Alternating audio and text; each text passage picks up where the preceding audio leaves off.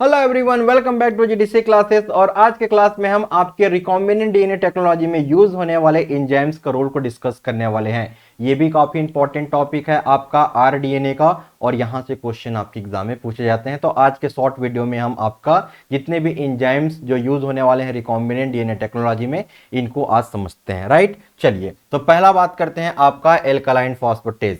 Alkaline phosphatase enzyme का क्या role है आपके रिकॉम्बिनेंट डीएनए टेक्नोलॉजी में। तो एल्कलाइन फॉस्फेटेज का एक ही काम होता है, फॉस्फेट ग्रुप को रिमूव करना। एल्कलाइन फॉस्फेटेज का क्या रोल होता है आपका, फॉस्फेट ग्रुप को रिमूव करना। फॉस्फेटेज क्या करेगा आपका, फॉस्फेट ग्रुप को रिमूव कर देगा, चाहे डीएनए हो चाहे आरएनए हो। बस इतना ही याद रखना है कि ये जो आपका एल्कलाइन फॉस्फेटेज है ये फॉस्फेट ग्रुप को रिमूव कर देगा डीएनए या फिर आरएनए से। तो ये तो रिमूव करने वाला एंजाइम है, तो फॉस्फेट ग्रुप को ऐड करने वाला भी तो कोई एंजाइम होगा, और फॉस्फेट ग्रुप को ऐड करने वाला एंजाइम का नाम है आपका पॉलीन्यूक्लियोटाइड काइनेज। तो पॉलीन्यूक्लियोटाइड काइनेज जो है ये फॉस्फेट ग्रुप को ऐड करने का काम करता है डीएनए या फिर आरएनए में। क्लियर हुआ। सबसे पहले इन दोनों को याद करना आप लोग कि एल्कलाइन फॉस्फेटेज एंजाइम जो है ये डीएनए या आरएनए में फॉस्फेट ग्रुप को रिमूव करने का काम करेगा। सेकेंड आपको सोचना है, तो फॉस्फेट ग्रुप को ऐड करने का काम कौन करेगा, तो फॉस्फेट ग्रुप को ऐड करने का काम करता है आपका पॉलीन्यूक्लियोटाइड काइनेज। वैसे काइनेज का मेन रोल कहां पर होता है आपका, फॉस्फेट ग्रुप के ट्रांसफर में, ये बात भी याद रखना। नेक्स्ट बात करते हैं डीएनए लाइगेज। तो डीएनए लाइगेज लिंक करने का काम करता है। राइट, ये ज्वाइन करने का काम करता है डीएनए मॉलिक्यूल्स का, फॉस्फोडाइएस्टर बॉन्ड का फॉर्मेशन करते हुए टू डीएनए मॉलिक्यूल्स को ये आपका ज्वाइन करने का काम करेगा। ठीक है, तो सिंपल से याद रखना है कि डीएनए को ज्वाइन करने का काम कौन करता है, लाइगेज। लाइगेज मतलब लिंक करने वाला, फॉस्फोडाइएस्टर बॉन्ड का फॉर्मेशन करके। नेक्स्ट बात करते हैं आपका डीएनए पॉलीमरेज। डीएनए पॉलीमरेज जो है ये डीएनए के सिंथेसिस में हेल्प करता है, और डीएनए सिंथेसिस का प्रोसेस को बोलते हैं DNA replication.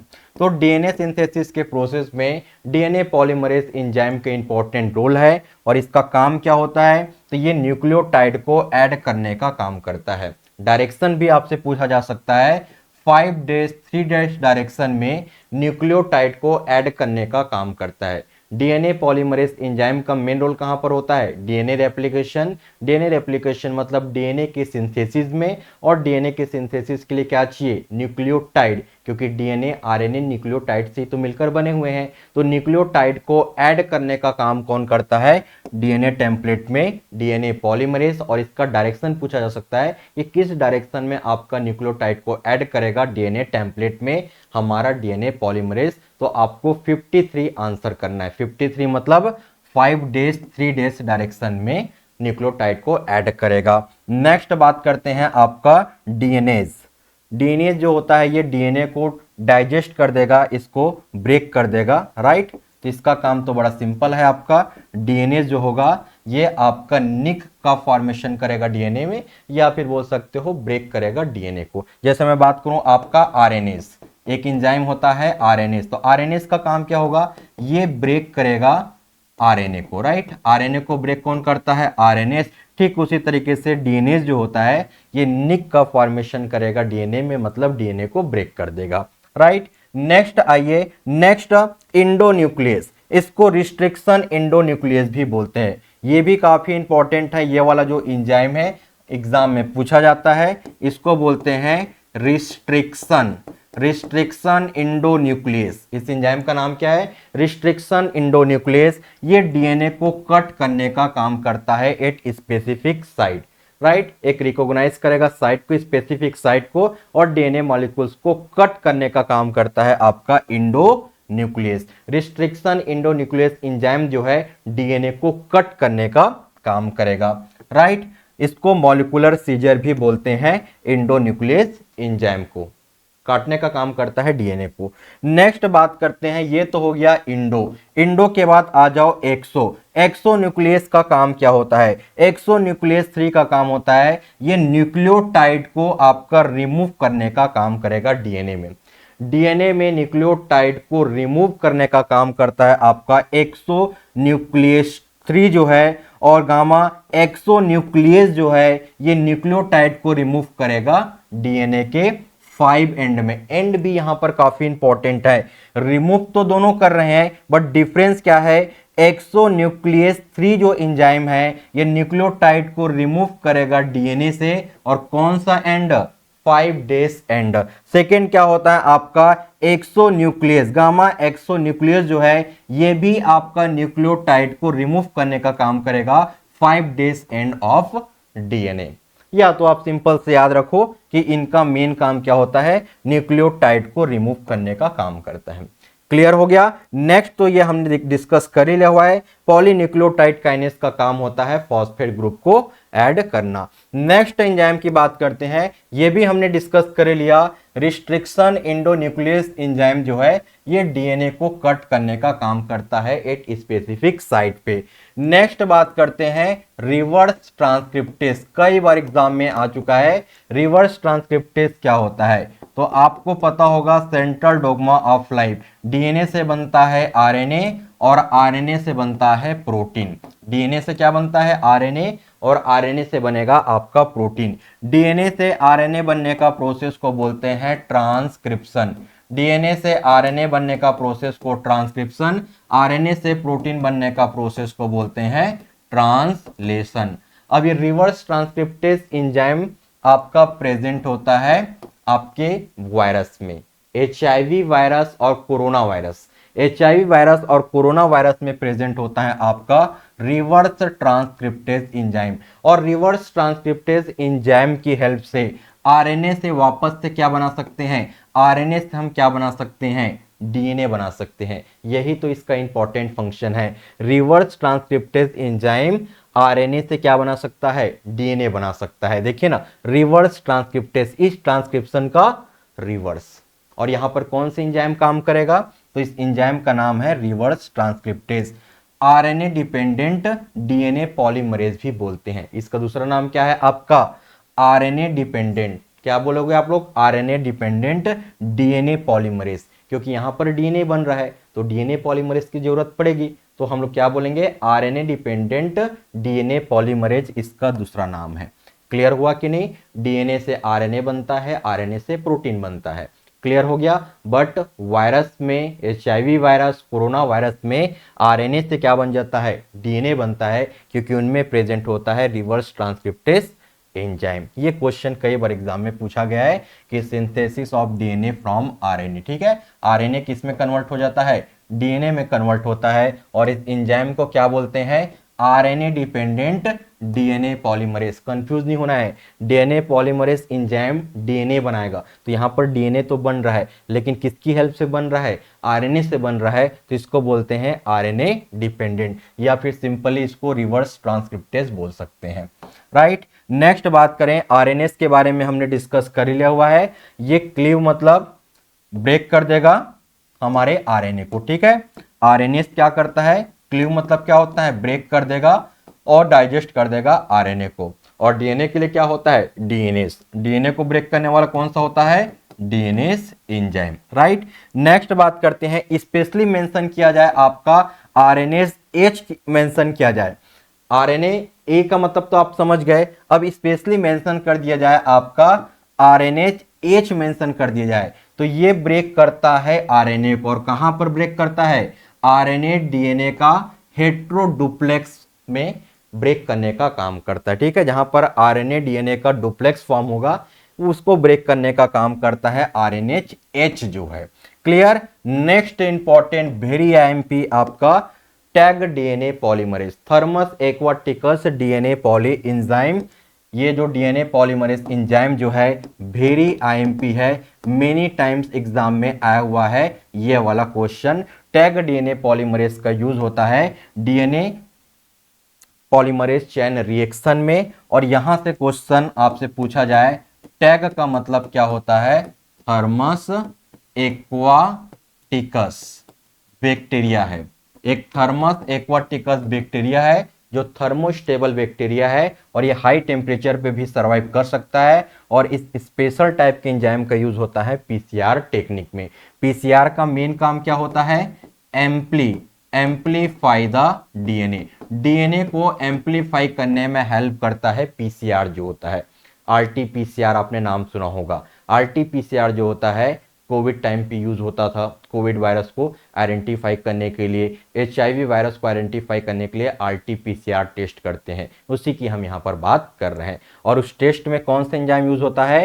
Tag DNA polymerase. Next बात करते हैं आपका टर्मिनल ट्रांसफरेज। तो टर्मिनल ट्रांसफरेज जो होगा ये भी आपका पॉलीमरेज एंजाइम के जैसे ही होता है। जैसे डीएनए पॉलीमरेज एंजाइम का काम क्या है? डीएनए पॉलीमरेज एंजाइम का काम था न्यूक्लियोटाइड को ऐड करना, सेम चीज ये भी करता है आपका टर्मिनल ट्रांसफरेज एंजाइम जो है ये न्यूक्लियोटाइड को ऐड करता है third end of the DNA and RNA. Clear हो गया? इन दोनों में क्या डिफरेंस होता है? जो डीएनए पॉलीमरेज होता है आपका, तो DNA polymerase enzyme DNA template पे न्यूक्लियोटाइड को ऐड करने का काम करता है, और ये वाला जो टर्मिनल ट्रांसफरेज एंजाइम है ये भी न्यूक्लियोटाइड को ऐड करता है डीएनए या फिर आरएनए में विदाउट टेम्पलेट। ठीक है, विदाउट टेम्पलेट ये आपका ऐड करना स्टार्ट करता है।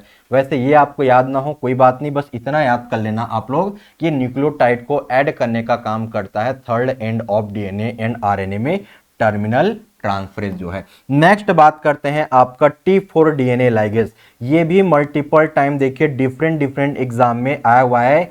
T4 डीएनए लाइगेज, तो लाइगेज का काम होता है लिंक करना, ज्वाइन करना डीएनए को, राइट। तो इसका मतलब समझिए T4 डीएनए लाइगेज क्या होता है? T4 DNA ligase is obtain from the bacteriophage T4 से इसको ऑब्टेन करते हैं। ये एक इंपॉर्टेंट पॉइंट है। ये जो T4 डीएनए लाइगेज एंजाइम है इसको कहां से ऑब्टेन करते हैं? आपका बैक्टीरियोफेज T4 से इसको ऑब्टेन करते हैं। और यहां से ये वाला क्वेश्चन पूछा जाता है कि एज द कोफैक्टर के रूप में यहां पर एटीपी को यूज करते हैं। ठीक है, T4 डीएनए लाइगेज में, ठीक है, ये क्या है? एक एंजाइम है और इसको काम करने के लिए कोई कोफैक्टर भी चाहिए, तो इसको कोफैक्टर के रूप में क्या चाहिए? एटीपी चाहिए। नेक्स्ट बात करें, एक दूसरा लाइगेज एंजाइम होता है ई कोलाई डीएनए लाइगेज, और ये यूज करता है आपका एनएडी एज द कोफैक्टर। ठीक है, एंजाइम को कैटालिटिक एक्टिविटी के लिए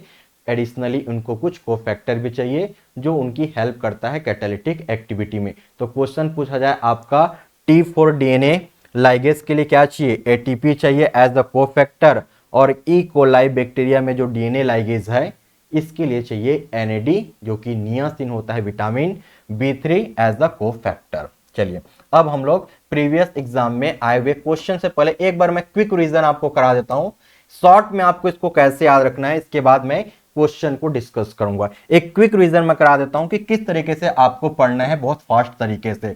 सबसे पहले देखिए एल्कालाइन फॉस्फेटेज जो है ये आपका फॉस्फेट ग्रुप को रिमूव करने का काम करता है। तो फॉस्फेट ग्रुप को ऐड करने का काम कौन करेगा? पॉलीन्यूक्लियोटाइड काइनेज जो है ये फॉस्फेट ग्रुप को ऐड करने का काम करेगा। लाइगेज एंजाइम डीएनए को ज्वाइन करने का काम करेगा। डीएनए पॉलीमरेज एंजाइम जो होगा ये न्यूक्लियोटाइड को ऐड करने का काम करेगा 53 डायरेक्शन में, राइट। 53 डायरेक्शन में आपका न्यूक्लियोटाइड को ऐड करने का काम करेगा। डीएनएज हो गया, आरएनएज हो गया, ये ब्रेक करने वाले होते हैं डीएनए या फिर आरएनए को, राइट। डीएनए जो होगा डीएनए को ब्रेक करेगा और आरएनए जो होगा वो आरएनएस को ब्रेक करेगा। रिस्ट्रिक्शन एंडोन्यूक्लियस क्या करता है? डीएनए को कट करता है आपका, राइट। एक्सोन्यूक्लियस 3 जो है ये आपका न्यूक्लियोटाइड को रिमूव करने का काम करता है। ऐड करने का काम तो ये करता है, तो रिमूव करने का काम आपका एक्सोन्यूक्लियो, ठीक है, एक्सोन्यूक्लियस 3 एंजाइम्स करेगा। नेक्स्ट बात करते हैं आपका रिवर्स ट्रांसक्रिप्टेज। ये आपका डीएनए का सिंथेसिस करेगा आरएनए से, ये आपका डीएनए का सिंथेसिस करेगा आरएनए से। आरएनएस के बारे में डिस्कशन हो गया। आरएनएस एज जो है ये आपका डीएनए आरएनए हेट्रोडुप्लेक्स पे काम करेगा, राइट, इसको ब्रेक करेगा। टैग डीएनए पॉलीमरेज का मेन रोल होता है पीसीआर में। टर्मिनल ट्रांसफरेज का भी मेन काम होता है न्यूक्लियोटाइड को ऐड करना थर्ड एंड ऑफ डीएनए या फिर आरएनए में। और T4 के बारे में हमने डिस्कस किया है। चलिए इस तरीके से आपको फास्ट रिवीजन भी करना है, बहुत ही सिंपल है ये एंजाइम जो है। नेक्स्ट, अब यहाँ पर मैच करने वाला क्वेश्चन आपके एग्जाम में आया हुआ था, तो सबसे पहले मैच करते हैं डीएनए लाइगेज। तो डीएनए लाइगेज का मेन काम क्या होता है? डीएनए लाइगेज जो है आपका लिंक करने का काम करेगा, ज्वाइन करने का काम करेगा और फॉस्फोडाइएस्टर बॉन्ड बनाएगा, राइट। तो इनका काम क्या होता है, डीएनए को ज्वाइन करना, और डीएनए को किस तरीके से ज्वाइन करेगा, फॉस्फोडाइएस्टर बॉन्ड का फॉर्मेशन करते हुए। एल्कालाइन फॉस्फेटेस, फॉस्फेटेस क्या करता है आपका, रिमूव करता है फॉस्फेट ग्रुप को, तो रिमूव करता है फॉस्फेट ग्रुप को डीएनए एंड से। नेक्स्ट ऐड करने वाला कौन था आपका, पॉलीन्यूक्लियोटाइड काइनेज, काइनेज मतलब फॉस्फेट ग्रुप को ऐड करना या फिर ट्रांसफर करने का काम करता है, राइट। नेक्स्ट बात करते हैं रिवर्स ट्रांसक्रिप्टेज, तो रिवर्स ट्रांसक्रिप्टेज जो है ये डीएनए का सिंथेसिस करेगा आरएनए से, जो कि वायरस में देखने को मिलता है। तो बहुत ही सिंपल था, तो करेक्ट आंसर इसका सी है। नेक्स्ट क्वेश्चन की बात करते हैं आपका in DNA replication, DNA replication मतलब डीएनए का सिंथेसिस होना, और डीएनए के सिंथेसिस में कौन सा एंजाइम काम करता है आपका, डीएनए पॉलीमरेज। तो डीएनए पॉलीमरेज का मेन काम क्या होता है, ये हमारे डीएनए टेम्पलेट में न्यूक्लियोटाइड को ऐड करने का काम करता है, क्योंकि डीएनए आरएनए न्यूक्लियोटाइड से मिलकर बने हुए हैं, तो न्यूक्लियोटाइड को ऐड करने का काम करता है ये जो डीएनए पॉलीमरेज एंजाइम है। और इसका डायरेक्शन भी आपको याद रखना है 5 डेज से 3 डेज, 53 डायरेक्शन में क्या होता है, ऐड करता है न्यूक्लियोटाइड को, ठीक है, न्यूक्लियोटाइड को ऐड करेगा 53 डायरेक्शन में। Next question in T4 derived DNA ligase, तो T4 वाला जो डीएनए लाइगेज है, तो इसके लिए एज द कोफैक्टर क्या चाहिए, एज द कोफैक्टर एटीपी चाहिए, राइट। तो करेक्ट आंसर इसका ए, इसका करेक्ट आंसर होगा, एटीपी एज द कोफैक्टर।